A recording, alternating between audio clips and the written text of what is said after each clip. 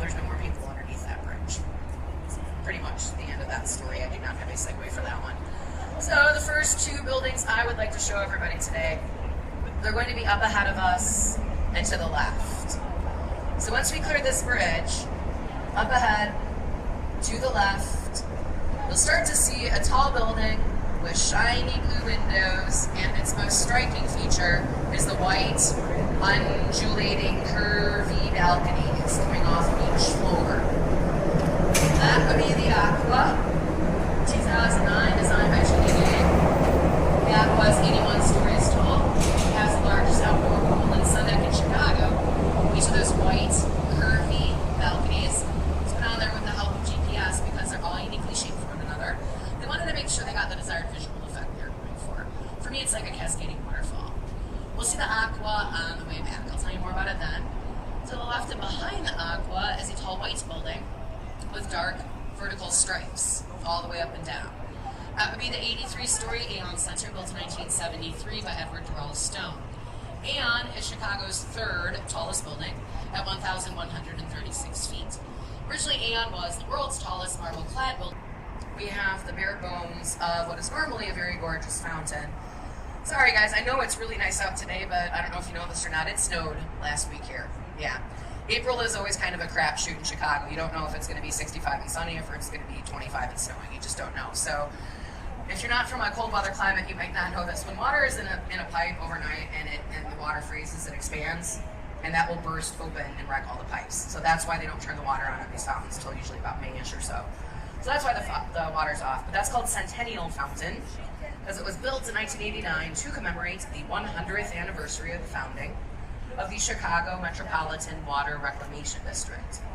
That's a lot of fancy words put together to mean the people that reverse the flow of the Chicago River. Some of you might know this already, but the river flows backwards.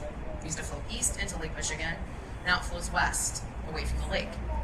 We had to go through all that trouble because in Chicago's early history, we had if you keep looking right, the distance, far, far away, you start to see a tall black building, two giant white antennae on top. That's the John Hancock building. Built in 1969, is the final height of a building, fourth tallest, at 1,127 feet. So Hancock has 100 stories. They have an observation deck on the 94th. You can spend your money and go up there and look at stuff if you like, or they have a bar and restaurant on the 95th and 96th floors called the Signature Room. For about the price of that observation deck ticket, you go up to the Signature Room, get yourself a drink, see all the same stuff, and not be thirsty. However you want to do it, that's fine by me. On the way back, I will tell you what they did add a couple years ago to the John Hancock observation deck to make it a little more enticing. Meantime, this building on the right that says Fidelity Investments on the bottom corner, that sits on the site of where Jean-Baptiste Point du Sable had his fur trading post in the 1770s. Du Sable was Chicago's first permanent non-Native American resident. He was French and Haitian, oftentimes called the father or the founder of Chicago. So the open area next door is called Pioneer Court in Du Sable's honor. Rising above Pioneer Court, the gorgeous Gothic Tribune Tower.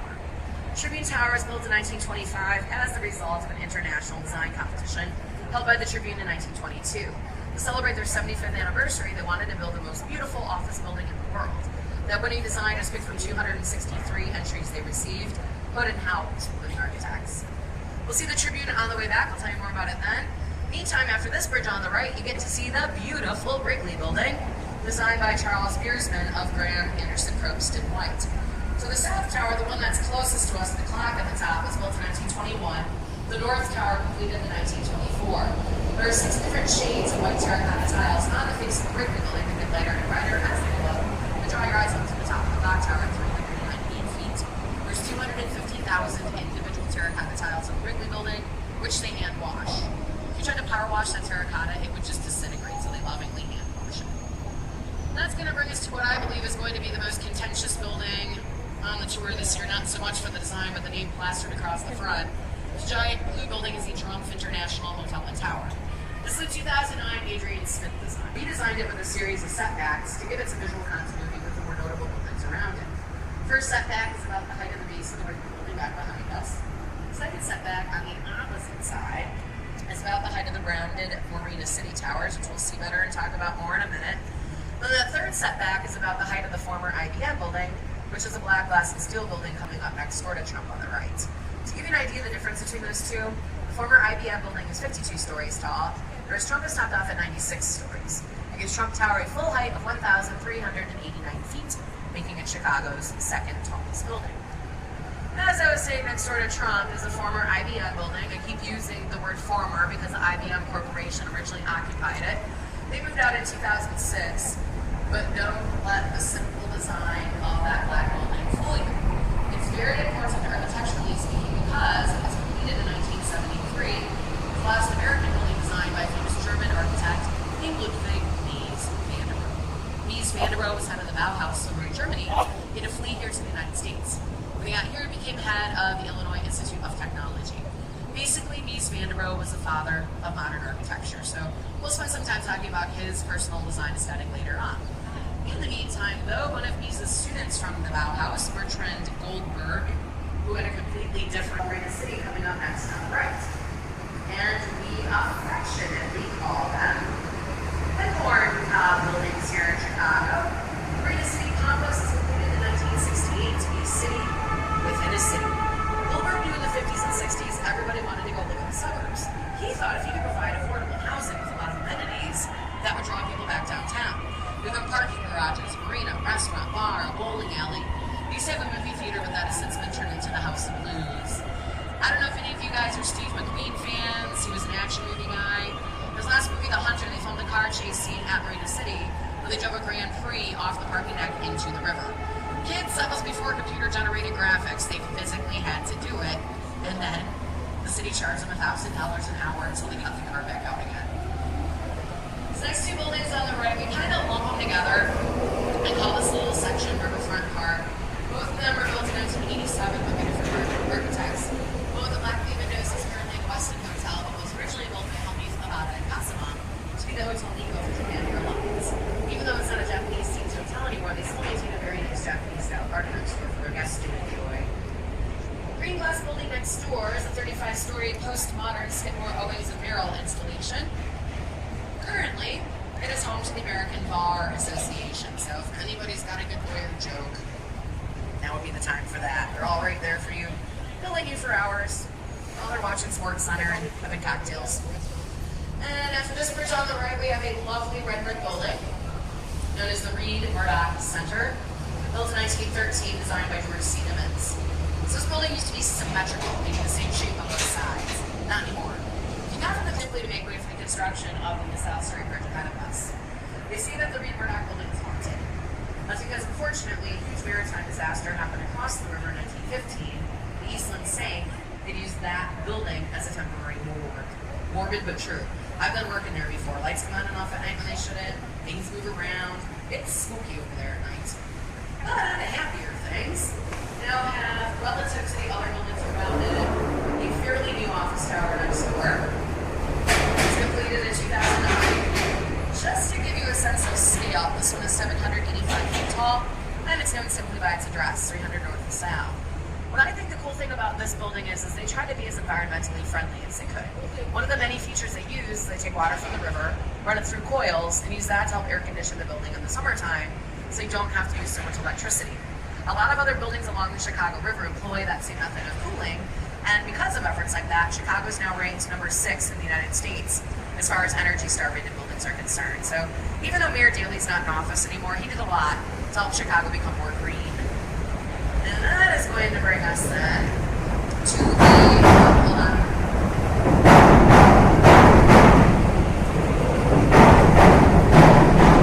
That'll bring us on to the giant merchandise mart. The merchandise buildings, the middle section that has opening windows and no balconies. They use a freight elevator to get the cars up there.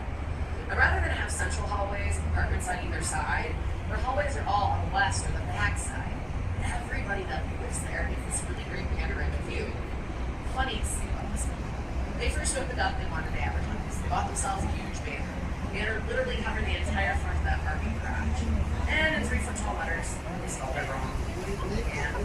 said residences, not residences, which I know is a tiny mistake, but I always thought it was hilarious because you only spent a ton of money on a sign that big. Why didn't anybody spell check it?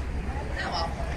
The big building next door is the oldest building you'll see today on the river, at least. It was built in 1898 by Frank Abbott and is called Fulton House. Originally, it was used as a cold storage building. They kept all of the dairy products inside cold before we had refrigeration. Check out the balconies. See how deeply they're set in? That's how thick the walls are, except that they're hollow. They filled the walls with frozen horse hair. That's what kept everything insulated. Harry Weiss was the architect in charge of turning those into condos. He had to let that building thaw out for a year, so you could get all the horse hair out of there and then put in the balconies and the windows.